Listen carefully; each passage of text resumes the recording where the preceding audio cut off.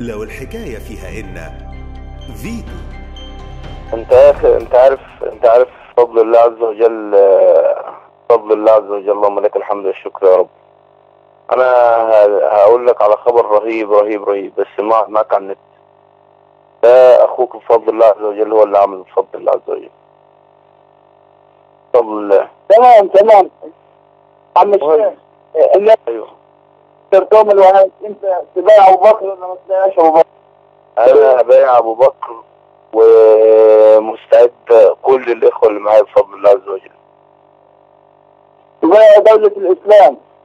ايوه ايوه ايوه ايوه ايوه ايوه ايوه، دولتنا، الدولة التي بناها ابو مصعب الزرقاوي. اسمع. بص، اسمع من حاجة.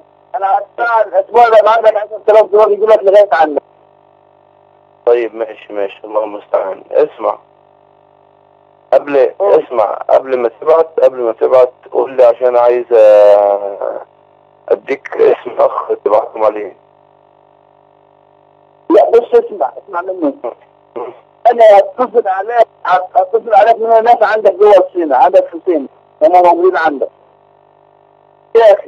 هيوصلوا عندك، هيقولوا له وصلني ادهم لهم. فاهم المقصود ايه؟ طيب ماشي. المهم اهم حاجه، مش عايزك تربطني باي حد من سينا. لا الناس هنا مظبوط يا عم الشيخ. يعني اخ هيكون معايا هنا، يمكن انت تعرفه، ابو عبيد المصري. منين هو؟ منين؟ نرجس محمد. منين محمد عندنا هنا يا شيخ. منين هو؟ صدراني هو يا شيخ، مع الشيخ ايمن.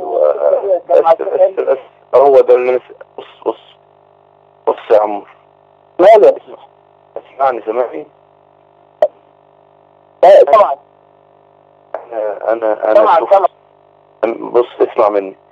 انا شفت اللي عمري ما شفته في تاريخ حياتي من سينا، الناس سينا. عشان كده انا بقول لك ما تربطنيش باي حد من سينا بس.